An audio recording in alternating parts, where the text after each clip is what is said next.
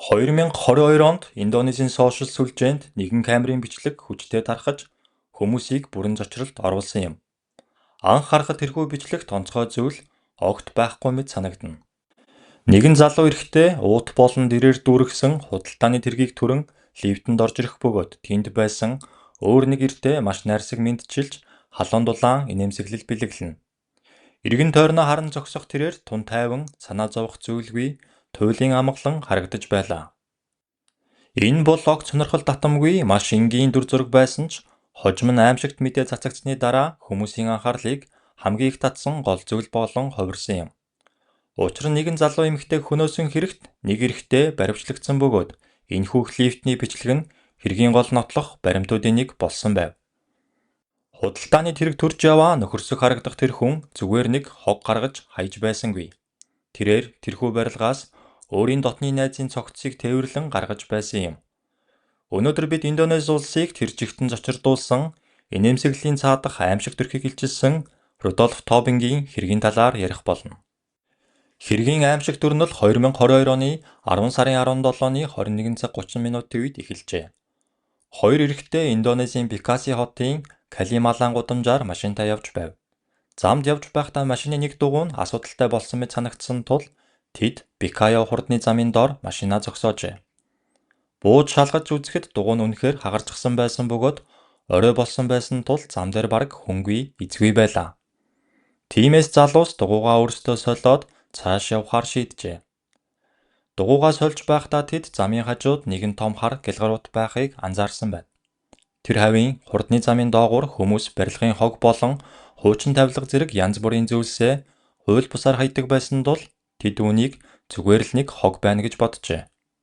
Магадгүй зам хаагаад байхаар нь хөдөлгөх гэж ойртсон байх. Гэвч ойртон очих үедээ тэд шар ус босон аимшиг зүйл олж харсан байна.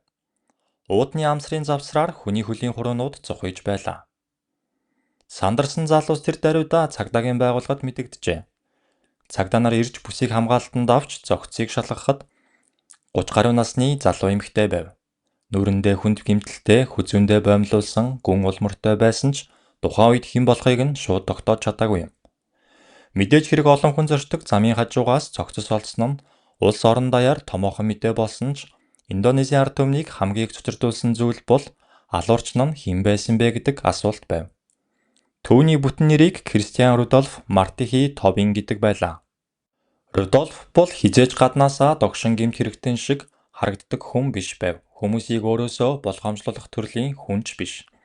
Харин ч эсвэргээрээ чин үнэнч Христийн шашинтай гэр бүлтэй туйлын томоотой нэгэн байлаа.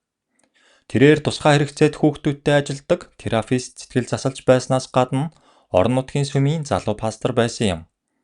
Тэгвэл ийм зөөлөн буянтай ажил хийдэг хүн яаж яваад алуурчин болчихсон юм бол? Үйлцэн хэргийнхэн талаар ярихаасаа өмнө түүний өнгөрсөн амьдралыг харцгаая. Рудольф бол дундаас дээш орлоготой боломжийн тохилог айлд өссөн бөгөөд гаднаас нь харахад бүх зүйл төгс мэт санагддаг байв. Нийгэмд хүндлэл хүлээсэн боломжийн амьдралтай гэр бүл. Гэвч хаалттай хаалганы цаана бодит байдал тис өөр байлаа. Эцэг их нь өөрснийх нь таалагдаагүй зүйл хийх бүрт түүнийг хайр найргүй зодддог байсан байна. Ингээд Рудольф багасаа өөрийн мэдрэмж уур хилэнг дотроо хадгалж чимээгүй байхыг сурчээ. Өөрийгөө илэрхийлэх ямар ч оролдлого нь үргэлж зодуур нүдүрээр төгсдөг байсан тул тэрээр сэтгэл хөдлөлөө эрүүл аргаар гаргаж чаддаггүй хүн болон өсчээ. Бүх зүйл дотроо хоримтлагцаар нэг өдөр дэлбэрэх хүртлээр явсан байна. Гэхдээ хичээл сурлага дээрээ тэр маш сайн нэгэн байсан бөгөөд ухаалаг, төвлөрч чаддаг багш нарын анхааралд үргэлж өртдөг сурагч байжээ. Багасаа теолог буюу шашин судлалд сонирхолтой байсан тул ахлах сургуульдаа шашны хичээл гүнзгийрүүлэн үзэж сургуулаа төгсөөд Америк нэгдсэн улс сургаар явсан байна. Гэвч тэр тэнд сургуулаа төгсөж чадсангүй. Визний зөрчил гаргасан тул цагаачлалын алба түүнийг Индонез руу албатан буцаажээ. Ингээд эх орондоо буцаж ирээд үргэлжлүүлэн суралцаж 2015 онд теологийн зэрэг хамгаалсан байна. Сургуулаа төгсөөд Рудольф шашиндаа улам гүн орж үнэн ч Христийн шашинтан болж сүмийн ажилд бүх хүчээ зориулсан байна. Дараа нь Бугор хотын Касиаллах Ministry Church сүмд залуу пастраар томилогджээ. Өвний зэрэгцээ тусгай хэрэгцээд хүүхдүүдтэй ажилдаг терапевтээр ажиллаж эхэлсэн бөгөөд энэ ажил нь асар их төвчээр хүнийг ойлгох чадвар халуун дулаан сэтгэл шаарддаг байв. Түүнийг мэддэг хүмүүсийн ярьснаар Рудольф эдгээр чанар бүгд байсан тул сүмийнхэн түүнд маш их хайртай байжээ. Тэр бусдад тусалдаг, хэрэгтэй үед нь үргэлж дэрэгдэн байдаг хүн байсан төдийгүй хүүхдүүдтэй гайхалтай харилцдаг, дэвчээртэй, хөгжилтэй нэгэн байв. Ерөнхийдөө хүн бүрийн нүдэнд зөөлөн, дуу хоолойтой, илдэг маш сайн хүн байлаа. Гэвч энэ бүхний цаана хэн ч олж хараагүй хар бараан зүйл нуугдаж байв. Сүмийн ажиллаараа дамжуулан Рудольф ойрын найзуудын хүрээлэлтэй болсон бөгөөд тэдний дунд Хардман гэх эрэгтэй, Шинта гэх эмэгтэй, мөн Ади Юния Ризабани буюу Ича нэртэй эмэгтэй байжээ.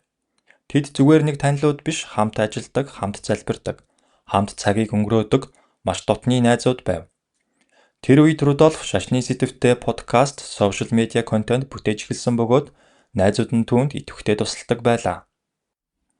Ялангуяа Ича контент үйлдвэрлэлийн тал дээр гардан оролцдог байсан бөгөөд тэд байнга хамтран ажилладаг байжээ.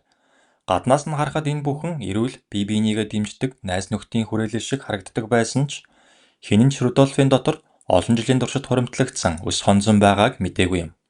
2015 онд Рудольф болон Хардман хамтран бизнес эхлүүлсэн боловч тэр бизнес нь бүтлгүйдэж эцэстээ дампуурчээ. Рудольф бүх бурууг хамтрагч Хардманд тогсон бөгөөд үүнээс болж тэдний нөхөрлөл бүр мөсөн сүрсэн юм. Гэвч Рудольф уур хилэнгээ эрүүл аргаар илэрхийлж сураагүй тул юу ч хэлсэнгүй, маргалдаж, ярилцаж шийдэхийг ч хүссэнгүй. Тэр зүгээр л бүх уур хилэнгээ дотроо хадгалсан бөгөөд 2022 он гэхэд тэрээр энэхүү хорслоо 7 жилийн турш тээж явсан байв. Яванда Хардман түүний хувьд зүгээр нэг хуучин найз биш, харин жинхэнэ утгаараа дайсан болж хувирчээ. Рудольф хүртэл Хардманыг миний дайсан гэж нэрлэдэг байсан бөгөөд энэ нь зүгээр нэг дургүй хүн биш, жинхэнэ үзэн ядалт байлаа. Нэг өдөр Рудольф сошиал сүлжээгээ үзэж байхдаа Шинта болон Ича хоёрын хамт Хардмантай зураг авахулсныг олж харжээ. Өөрт нь хамгийн ойр өөрийг нь дэмждэг гэж боддог байсан хүмүүс нь түүний хамгийн их үзэн яддаг хүнтэй хамт инээмсэглэн зогсохыг хараад тэрээр ухаанаа алдтал ууралсан байна. Ихэнх хүмүүсийн хувьд энэ баг зэрэг гомдмор зүйл байгаад өнгөрөх байсан ч Рудольфын хувьд бол аимшиг дурвалт байлаа. Тэр Хардмантай муудалцныг нь мэдэж байсан ч Хардмантай ойр дотн хിവэр байсан тул энэ мөчөөс эхлэн өшөө авах хүсэл нь зүгээр нэг бодол төдий биш, харин нарийн төлөвлөгөө болон хэрэгжиж эхэлжээ. Түүний хамгийн гол байн мэдээж Хардман байсан бөгөөд түүнийг олон жилийн турш алах талаар бодож ирсэн байв. Гэхдээ тэр зөвхөн Хардманыг биш, Шинтагч бас алахаар төлөвлөжээ. Учир нь Рудольфын бодлоор Шинта Хардманы талд орж өөрөөс нь урвсан гэж үзсэн тул түүний үхлийн жигсаалтад багтсан байна. Эцсийн зорилго нь гурвуулангийн устгах байлаа. Хардман, Шинта, Ича. Эхлээд тэр Хардманыг өргөтөн гаргаж ирж чадах хэсгээ шалгахаар шийджээ. Тэр Хардманы дүүлүү сошиал сүлжээгээр мессеж явуулж Хардманд гинтийн бэлэг өгөх гэсэн юм гэж хэлсэн боловч ямар ч хариу ирсэнгүй тул энэ төлөвлөгөө нь бүтлгүйтэв. Үүнтэй зэрэгцэн өөр нэгэн асуудал гарч ирсэн нь Хардман болон Шинта хоёрын хинэнч тухайн үед Жакарта хотод байгаагүй юм. Хардман Бали арал руу, Шинта Семаран хот руу явчихсан байсан тул алахыг хүссэн гол байн хотод байсангүй. Гэвч Ича Жакартад байлаа. Түүнээс гадна хамгийн чухал нь Ича түүнд хязгааргүй итгэдэг байсан юм. Тэр Рудольфын контент бүтээх ажилд аль хэдийн оролцдог байсан тул уулзах шалтгаан гаргахад туйлын амархан байв. Ингээд өшөө авах төлөвлөгөөний дараалал өөрчлөгдөж, Хардман биш харин Ича түүний хамгийн ихний бай болон хувирчээ. Анхны санаа нь өөр хүнээр алуулах буюу хөлсний алуурчин ашиглах байв. Рудольф интернетээр хөлсний алуурчин хайж эхэлсэн боловч мэдээж амар байсангүй. Ихэнх сайт нь л over эсвэл хурамч сурчлагаа байсан бөгөөд нэгэн сайт жинхэнэ мэд санагдсан ч үнэн түүний санхүүгийн боломжийг хэд давж байлаа. Ингээд тэр бүх зүйлийг өөрийн гараар хийж өөрөө алахаар шийджээ. Тэр маш нухацтай бэлтгэл хийж эхлэв. Жакарта хот даяар зочид буудал хоногийн байрнуудыг судалж аль болох цөөн CCTV буюу хяналтын камертай газар хайж байлаа. Хүнийг алсан ч ямар нэгэн бичлэг үлдэхгүй байх тийм л газар түүнд хэрэгтэй байв. Эхлээд өмнөд Жакартад нэгэн тохиромжтой газар олсон боловч бүх өрөө нь захиалгатай байсан тул өөр газар хайж эцэст нь Төв Жакарта дахь Green Pramuka City апартментын нэг өдрийн түрээсийн байрыг олсон байна. Энэ нь түүний хувьд төгс газар байсан тул тэрээр өрөөг ганцхан шөнөөр захиалж бэлтгэлээ үргэлжлүүлжээ. Ингээд Рудольф төлөвлөгөөгөө улам наривчлан боловсруулж эхлэв. Тэрээр интернетээс хүнийг хөршөвдөд сонсогдохгүйгээр яаж чимээгүй алах вэ гэж хүртэл хайж судалсан байлаа. Мөн Ичаг хүлхийн тулд кабелийн болт худалдаж авсан бөгөөд Ичаг өөрөөр нь сайн дураар нь өөрийгөө хүлээлгэх залжин арга бодож олсон байв. Ингэвэл ямар ч тэмцэлтэй болохгүй бөгөөд дууд шимээ гаргахгүй гэж тооцжээ. Энэ бүх хугацаанд тэрээр пастор хിവэрэ байж тусгай хэрэгцээт хүүхдүүдэд хичээл зааж хүмүүслөө ийдэг нэмсгэлсээр байсан бөгөөд тэрхүү нэмсгэлийн цаана ямар аимшиг дараатан нуугдж байгааг хинж гадарлаагүй юм. 2022 оны 10 сарын 17-нд Рудольф Ичатай холбогдож подкаст ивент итгэгчид зориулсан сурчлагын бичлэг хийхэд туслаач гэж хүсжээ. Ича өмнө нь түүнтэй олон контент хийж байсан тул ямар ч эргэлзээгүйгээр зөвшөөрч тэд тэр өдрөө бичлэгээ хийхээр тохиролцсон байна. Рудольф түүнд зураг авалтын санаагаа тайлбарлахдаа энэ нь эрүүл мэндийн зөвлөлт сурчлах бичлэг гэх зохиолтой гэжээ. Зохиолын дагуу Ича нь хулгайлагдсан хүн болох бөгөөд гар хөлийг нь кабелийн болтоор хүлнэ. Харин Рудольф тоглоом буутай хулгайлагчийн дүр тоглоно гэв. Сурчилж буй зөвлөлт нь Ичидийн мэд хүч өгч Ича болдод аслан суллагдана гэсэн утгатай. Баг зэрэг инээдтэй санаа байсан ч дотны найз нь ийм санал тавихад сэжиг төрөхөөргүй зөвл байлаа.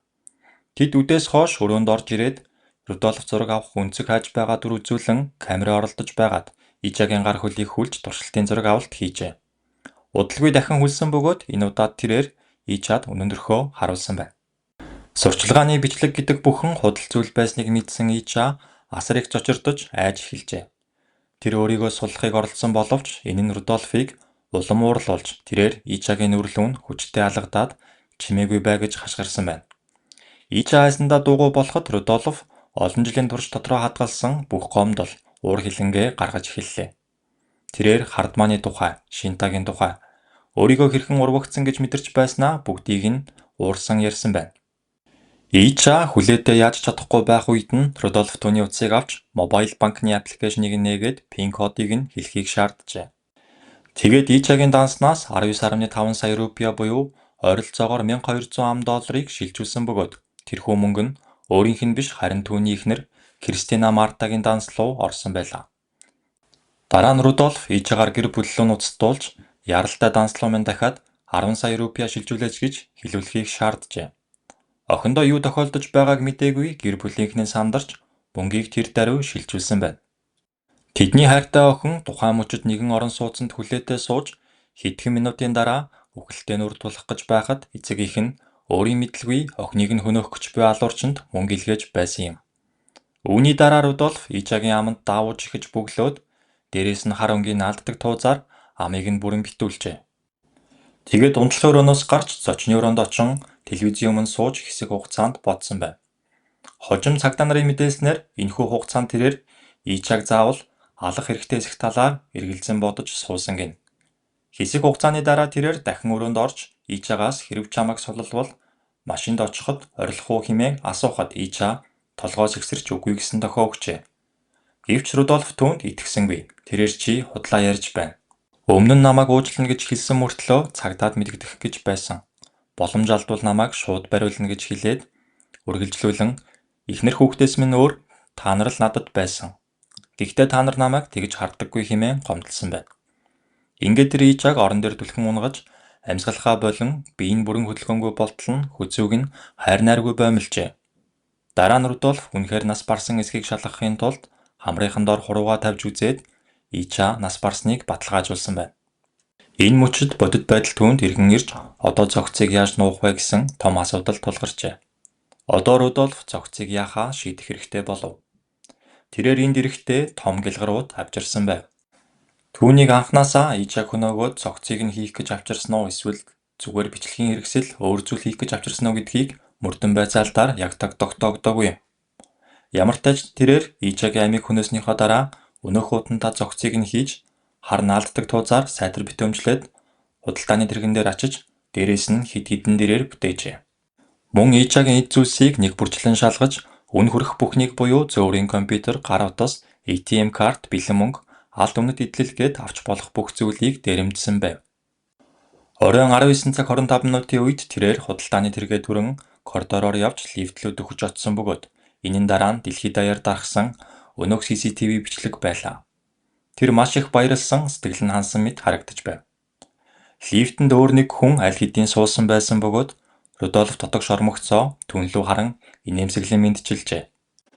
Тэрээр яг л амьдралдаа хамгийн их аз жаргал авчирсан зүйлийг хийж гисэн хүн шиг харагдаж байсан бөгөөд тэрхэн дотор өөрийн хамгийн дотны найзуудын нэгийнх нь цогцос байгааг хинж төсөөлж чадаагүй юм. Дараа нь Рудольф өөрийн машинаар цогцыг Пондок гэдэг орчим руу авч явж хурдны замын доогуур хаясан байна. Тэндээс цогцос ердөө 2 цагийн дараа олдож ууднаас цухайсан хөлийн хурнуудыг харсан залуусын дуудлагаар цагдаа нарын мөрдөн шалгах ажиллагаа тэр даруй эхэлжээ. Гэвч эхэндээ алуурчныг тогтоох амаргүй байлаа. Учир нь Ижагийн ихэнх хэд зүйл алга болсон байсан тул хэн болохыг тогтооход хүндрэлтэй байв. Гэсэн ч цагдаа нар нүрийн гэмтэл болон хүзүүний байналтын улмурыг тэмдэглэж авснаар удалгүй цогцос Ижа болохыг тогтоожээ. Ингээд мөрдөгчд хамгийн сүүлд хинтээ уулзсан бэ гэсэн асуултын мөрөөр мөрдөж эхлэхэд Рудольф Тобинг их сүмийн найз олон жилийн танил түүний итгэлийг хүлээсэн хүний нэр дахин гарч ирэв. Цагдаа нар Рудольфын хөдөлгөөнийг нууцаар хянаж эхэлсэн бөгөөд Рудольф өөрийг нь аль хэдийн сэжиглэж байгааг мэдээгүй тул аль болох их мөнгө цуглуулахыг оролдож байлаа. Өглөөний 6 цагийн үед тэрээр нэгэн ATM дээр очиж Ижагийн данснаас дахин 11.2 сая рупия өөрийн данс руу шилжүүлж дараа нь Пондок гэдэг ломбардад Ижагийн зөөврийн компьютерийг зархаар очсон байна. Гэвч өглөөний 9 цаг 30 минутын үед цагдаа нар түүн дээр гинэт ирж тэрхүү ломбардын дотор Рудольфыг баривчилжээ. Хожим мөрдөн байцаалтын үеэр нэгэн аимшигтай зүйл ил болсон нь тэрээр Ижагаас авсан мөнгөөрөө өөрийн гол дайсан болох хардмааныг алах хүн хөсөлгөхөөр төлөвлөсөн байсан аж. Өөрөө хүссний алуурчин авч чадаагүй учраас Ижагийн эд зүйлийг зарж мөнгө босгохыг хүссэн нь энэ байв. Хэрэг гарснаас 2 хоногийн дараа CCTV-гийн 2 бичлэг интернетэд алдагдаж 2 дахь бичлэг нь вирус мэт маш хурдан дархлаа. Худалдааны тэрэг том ууд, аз жаргалтай инээмсэглэсэн залуу. Түүний биеийн хөдөлгөөнөөс алуурчин гэсэн ямар ч шинж тэмдэг харагдахгүй байсан тул хүмүүс түүнд инээмсэглэдэг алуурчин гэх хочийг өгжээ. Рудольфыг баривчилсны дараа мөрдөн байцаалтын үеэр бүх үнэн ил болж хардмаанд олон жилийн турш хорссон ус хонзон хуримтлагдсан уур хилэн нь энэ бүхний шалтгаан байсан нь тогтоогдов. Мөн Ижа анхнаасаа түүний гол бай биш байсан бөгөөд Рудольфын алахыг хамгийн их хүссэн хүн нь хардмаа дараа нь Шинта байсан ч тэд хотод байгаагүй тул өөрт нь туйлын хитэгдэг Жакартад үлдсэн Ижаг ихний бай болгон сонгосон байна. Цагдаа нар лифтний CCTV бичлэг дээрх аимшигт инээмсэглэлийн талаар асуухад Рудольф энэ бол тайвширсан инээмсэглэл байсан. Олон жилийн турш үүрч явсан дарамт минь эцэстээ алга болсон мэт санагдсан гэж хариулжээ. Тэрээр өөрийгөө огт буруутай гэж мэдрээгүй бөгөөд харин ч зорилгодоо хүрэх замдаа явж байна гэж бодож байсан нь мөрдөгчдийг гайхшруулсан тул шүүхийн байгууллага түүнд сэтгцийн үнэлгээ хийлгэсэн байна. Гэвч олон хүний таамаглаж байсанчлан түүнд psychopath буюу сэтгцийн гажиг эсвэл sociopath буюу хүнд хэцүү амьдрал орчноосоо болж төлөвшсөн сэтгэл зүйн гажиг илрээгүй бөгөөд ямар нэгэн онцлогдох сэтгцийн эмгэггүй юу хийж байгаагаа бүрэн ухамсарлаж байсан тул эрүүгийн хариуцлага хүлээх бүрэн чадвартай гэж үзжээ. 2023 оны 3 сарын 6-нд Жакартагийн төв дүүргийн шүүхэд шилжиж шүүх хурал 4 сар орчим үргэлжлэв. Энэ хугацаанд Индонезийн сошиал сүлжээ болон хэвлэл мэдээллээр нэм гариг бүр сүмдэр хардаг байсан пастор нь алуурчин байсанд итгэж чадахгүй, тасралтгүй нийгэм даяар хилцүүлэг өрнөв. Ингээд 2023 оны 7 сарын 13-нд шүүхээс Рудольфыг урьдчилан төлөвлөсөн аллахын гэмт хэрэгт буруутай гэж үзэн 20 жилийн хорих ял оноосон юм. Энэ нь Индонез улсын хуулиар тогтоож болдог хугацаат ялын хамгийн дээд хэмжээ байлаа. Шүүхээс ялыг хөндрүүлэх нөхцөл байдалд олон жил нөхөрсөн найзаа хөнөөсөн, урьдчилан төлөвлөсөн, нийгэмд ихээхэн айц төрүүлсэн гэдгийг хэлэлцсэн ч өмнө нь ял шийтгэлгүй байсан хэрэгээ хүлээсэн зэргийг хөнгөрүүлэх нөхцөлд тооцжээ. Ижагийн ах Диставан шүүх танхимд уйлж Рудольф цаазаар авах ял авах ёстой байсан. Тэр дүүд минь хийсэн зүйлтэй яг адил шийтгэл хүлээх ёстой гэж сэтгүүлчдэд хэлсэн ч шүүхийн шийдвэрийг хүндэтгэхээ мэдэгдсэн байна. Харин шүүгч 20 жилийн ял уншиж дуусгаад Рудольф шүүхийн танхимд дахин нэг удаа аимшигтайгаар инээмсэглэжээ. Өнөөдөр Рудольф шоронд ял эдэлж байгаа ч энэ хэрэг Индонезийн ард түмний ой санамжаас хизээж арилгахгүй бизээ. Хүмүүс одоо хүртэл дотроо удаан хадгалсан уур хилэн ямар аюултай болохыг хүүхэд насны хүчирхийлэл хүнийг хэрхэн мангас болгож өөрчилдгийг энэ хэрэгээр жишээ авч ярьдаг. Хүмүүсийн мэддэг Рудольф бол сайхан сэтгэлтэй пастор. Хүүхдүүдэд хайртай терапист байсан ч түүний цаадах жинхэнэ төрх олон жилийн турш чимээгүй ус хонзон тээж явсан өөр нэгэн Рудольф байсан. Эцэст нь тэр үзэн ядалт нь ямар ч буруугүй залуу эмэгтэй амийг авч одсноор Рудольф Тобингийн хэрэг ийхүү өндөрлсөн юм. Энэ бол Кейс 13 дараагийн дугаараар дахин уулзъя.